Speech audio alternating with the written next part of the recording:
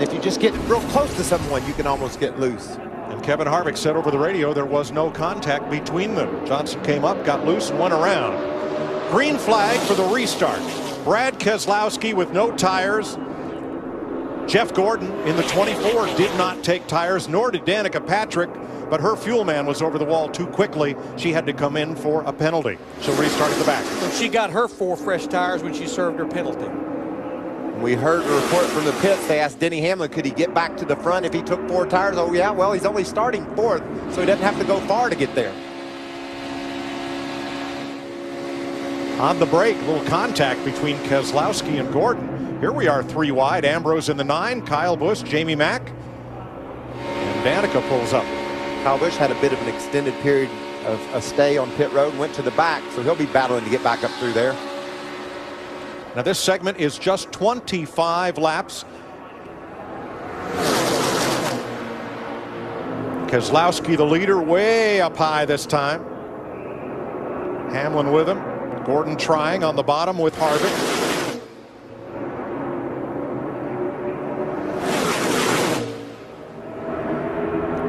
It's like right now, Brad Keselowski in that 2, he keeps searching. Which line should I be in front of?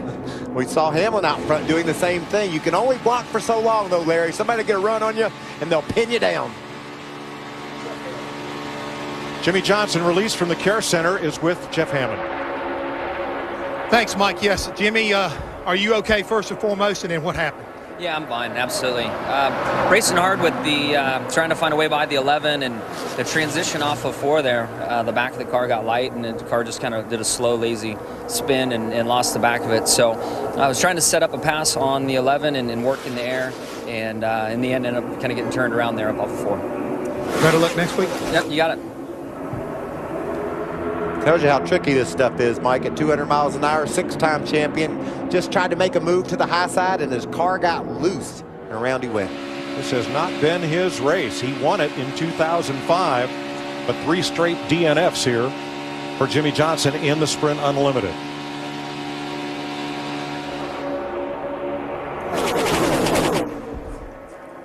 You know, so far, no tires seems to be the right call. At least for Brad Keselowski, who leads this. Jeff Gordon is in 7th, and we're told that Ryan Newman's number 31 has lost its power steering. He's a big dude. He can wrestle that thing for a sprint race tonight. I don't know, Larry, I don't know about this no tire decision. I think that we've seen cars just on the edge of loose enough to where I'd like to have fresh tires right now, so that maybe on the next stop I can just get my 2 and be happy with my car. Yeah, I think that's the key, Michael, because I think no matter what, whether it's the fan vote for a mandatory 2-tire stop for that last segment, getting 4 tires there made sense. I don't know that there's speed in it, but it's just going to let you as a driver be able to maneuver your car better. You got to be aggressive. We've seen these guys all over each other, very aggressive racing, and if your car isn't handling well, you try to make one of those moves, around she'll go. What I like most about the race we're seeing tonight is you can pull up and pass. Whether it's up top or down low, as Denny Hamlin in the 11's doing right now for the lead. Remember that extended stay on pit road I told you about with Kyle Busch? He's already raced his way all the way to the top 4 as well. Those Joe Gibbs racing cars, 2, 3, and 4 right now. Pow, that was a love tap from Kyle Busch to Brad Keselowski, who lost a lot of momentum somehow at the end of the straightaway. But think about Jamie McMurray in that 1 car. He got the free pass on that caution, and he got such a run off turn 2 the last time. He actually had to back up and almost stack the entire outside. Oh, around goes Kenson. And up into Tony Stewart, and cars are in the wall hard. You see Carl Edwards there in the 99, Matt Kenseth in the 20. Danica hadn't hit anything, and then her right front was hit by Ricky Stenhouse Jr. late in that crash. Stewart's car is hit hard against the wall. That's Jeff Gordon wedged in there too, isn't it, Mike? It is. Big crash. Matt Kenseth going around that's triggered all this. Remember that Stewart, who was moving around in the car, recuperating from that hard leg injury from 6 months ago. Kurt Busch is the 3rd car in that pile. There goes Carl Edwards and what's left of his Ford. And Matt Kenseth is able to drive away, but with major damage. So too Danica Patrick, who spun and had it missed. All right, so there's Stewart, Gordon, and Kurt Busch. Jeff Gordon climbs out. He's okay. Kurt Busch climbs out. And Stewart's being helped from his car. Yeah, Tony has trouble getting in and out of his car under normal circumstances, so I'm sure he's just taking his time. Remember in pre-race, Stewart said he installed a knee knocker off the steering column to help protect his legs. Good thing. And Tony's out of the car, completely under his own power, and that is a huge relief. It is that. Oh boy. She went spinning through that crash, Mike, and hadn't hit a thing. But as they came out of the tri-oval, Stenhouse Jr. drove into the side of her. Let's have a look from the Goodyear blimp first. All right, here's Matt Kenseth right there in the 20 car. Joey Logano on the inside. Kyle Busch is the yellow car on the outside.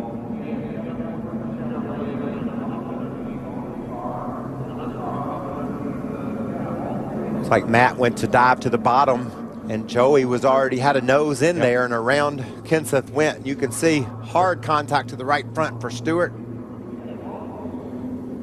Edwards gets the right front of Stewart's car. That tips it into the wall. Watch Danica. She's sliding. She hasn't hit anything. Nope. She's in the orange and green car. She thinks, I've got this baby missed. But Stenhouse Jr. comes. Oh, my goodness. All 4 Stewart-Haas Racing drivers were involved in that wreck. The bright yellow car, Kenseth, he's coming down because Brad Keselowski slowed up. He was trying to get out of that lane, but like you said, the 22 of Logano was already there. Logano got there. Matt decided he was going to hook a left and dive low. Dale Jr. misses it on the inside. Stenhouse was...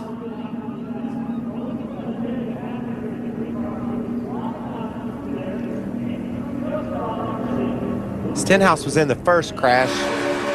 I don't think he had any steering, Larry, when he got to Danica. To the wall. All good. Yellow's out, yellow's out, yellow's out. Wave them off. Big wreck behind you. That's what you want to hear from your spotter. If there's going to be a big wreck, it's behind you. You can see Ricky had been into the wall on the outside, and he's just helpless. No steering in that car. And that makes better sense because what I saw in the first replay, it's like he never slowed down. Maybe no steering, maybe no brakes, maybe neither one. At 194 miles per hour, Keselowski suddenly slows about 3 miles an hour, and Kenseth tries to get away from him. Just wanted to fill that hole on the bottom, but the hole filled itself. Yeah, Joey Logano in the 22 was all the way against the double yellow line. That's just a tough break for Danica. She lost control and was going to be just fine. And well, she tried to go to the inside, but Carl was there, so she juked to the outside, and the car got away from her.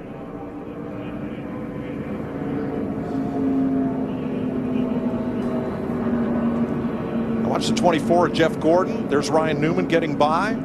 And look up top, Gordon Mike. tipped up into the 99 of Edwards, and Kurt Busch piles in the 41. And then here comes Stenhouse. Hard contact into the outside wall, into the back of Kurt Busch. Lifted him up.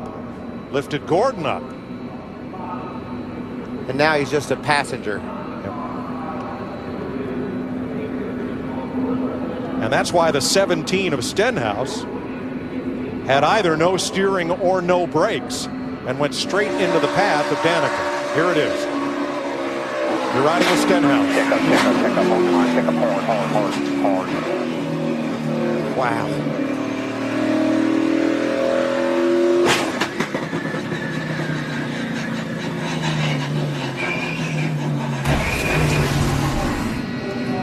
Carl Edwards out of the race, Steve Burns. And Carl has had a chance to look at the replays a couple of times, and there's not much to do but, I guess, laugh. That's awfully expensive fun, but it is fun. Everybody's having a good time. If you can look here, the Krylon's not even scratched, so the Krylon worked. But it's a mess besides that. Other than that, I mean, the deck lid looks good. The rest of it's pretty torn up. I did learn a bunch, though, and that's the key to this race. Even though we got a torn-up race car, the guys worked really hard on it, and it's a shame. We learned a bunch, had some fun. I think we're better in a better position for the qualifying race than the 500. Carl, you looked at the replays a bunch of times. What did you think when you saw it? I don't know. It's too bad, but it looked like Matt just pulled down in front of Joey there. The way we're racing out there, I mean, things like that are going to happen. He's good, and he's good enough to know that he did that too. I think he already said he did it. So, hell, it's racing. I mean, we're going hard, and that's what tonight was about. It's about checkers or wreckers, and we ended up with the latter. All right, thanks, bud. All right, thanks. All right, behind the pace car, the remaining cars are being pulled down pit road. They will park in their pit stalls, and repairs will be allowed. Huge break for Ryan Newman. We got a report that he had power steering issues. A 6-car jam session in the Sprint Unlimited.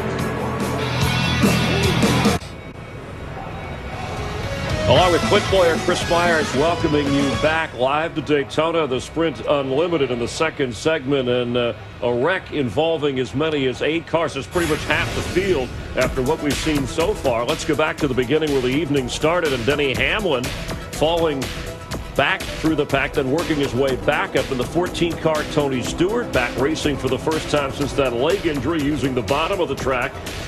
And then on lap 23, again in the first 30-lap segment here of the Sprint Unlimited, Jamie McMurray with some overheating problems. And as we came to the end of that first segment, Jimmy Johnson gets loose and hits the wall.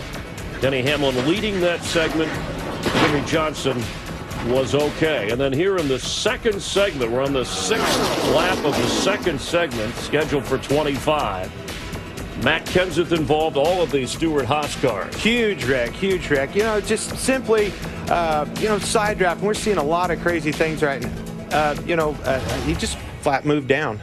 They saw a run coming. The cars are actually sucking up faster than what I've seen in my previous experiences. So, I think it happened a little bit quicker than he thought it was going to. Obviously thought he had a hole to get in, and it wasn't there. But I'm glad everybody's okay, obviously. But, man, as a fan, we're getting our money's worth right now. Well, and you said at the start on the pre-race show that disposable cars tonight, that's what we've seen. We just disposed of a lot of them. And thankfully, everyone is okay, including Matt Kenseth, who's with Steve Burns.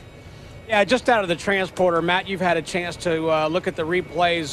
Tell us what happened from your vantage point. Yeah, the replay tells a lot more than I knew before I saw it. So, honestly, I had no idea anybody was inside of me or had that run. And I was watching my mirror, but I was also watching Denny, and I was, hindsight, probably too focused on trying to help my teammate there. I probably just should have stayed in the top lane and kept going. But anyway, I was just kind of easing my way down there, and had no idea Joey was that close to me, and our cars got hooked together. So, I feel bad all those cars got wrecked. It's not the way you want to start a season for sure.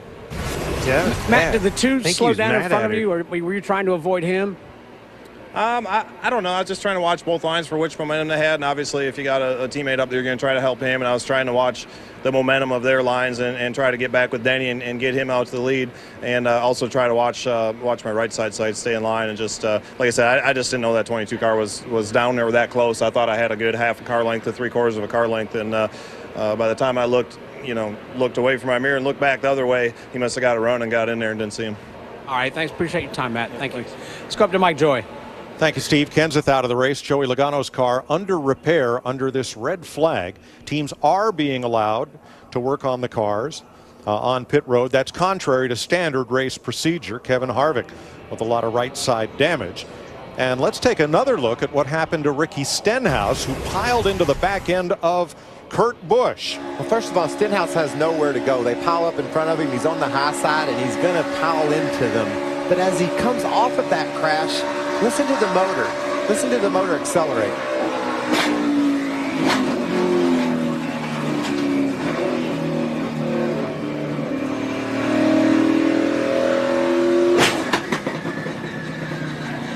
I don't believe he could see where he was going, Mike. I think his hood got bent up. Watch his eyeballs as he tries to see out the front of the car after this crash.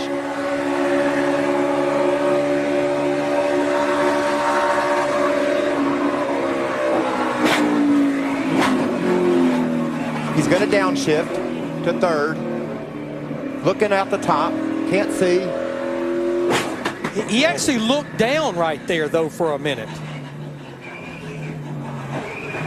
And we heard from Danica Patrick on this one. I had it safe. You did a hell of a job. You did a hell of a job there. You okay? I'm fine, and I'm pissed that I don't get to finish the race. 10-4. Did a nice job getting back up there, though. Good job there. She certainly had a strong run. She drove that car to the top 5 and was running up front. Yes. It's a shame when you get knocked out. Jeff Hammond? Yeah, down here with Jeff Gordon, just came out of the Infield Care Center. From your vantage point, what happened out there? Pretty wild. Yeah, it was wild. You know, it was pretty interesting. The race started off really calm. I was quite surprised, and then all of a sudden, business started picking up. And you know, I couldn't see anything. I was behind Tony.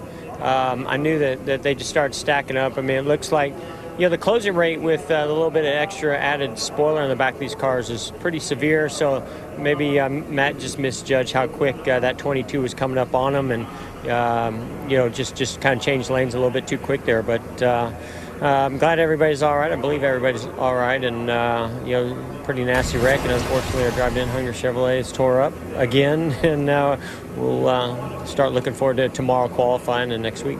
Thanks for your time. Yeah, let's reiterate, all the drivers involved are okay. We were concerned for Tony Stewart recovering from that leg injury, but he climbed out of that car and walked away under his own power. Matt Kenseth turns it around, and 7 pile up.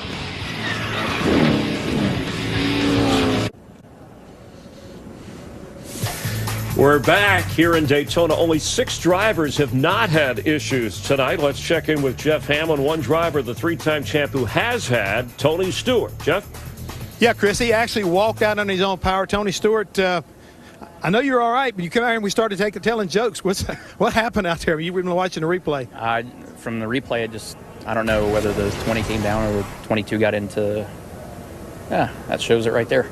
You just got to protect your spot. I mean, I've always said I'm not a big fan of blocking, but unfortunately it's what you have to do. And it seemed like tonight it was a little easier to get stalled out. So if you got track position, you had to protect it. So just, you know, just needed a couple more inches here and there, and we would have got out of that. But it was, you know, you hate to have that happen. Trying to figure out how our 10 car got caught up in it, but said you got hit the last minute. But yeah, just part of it. I mean, we're back at Daytona. How do you feel after this situation? Out there racing, and how's the leg feel right at the moment? I was a little nervous about it because I knew we were probably going to hit nose first there, but it doesn't feel bad at all. I don't have any pain, so you know, we'll see when the adrenaline wears off what we got here in about an hour. But so far, everything feels really good. I'm pretty happy with it. He's ready to go, Chris, even for next week's Daytona 500. Got a lot of action following us tonight. A middleweight title challenger will emerge from Brazil. Let's check in right now with Mike Hill and crew.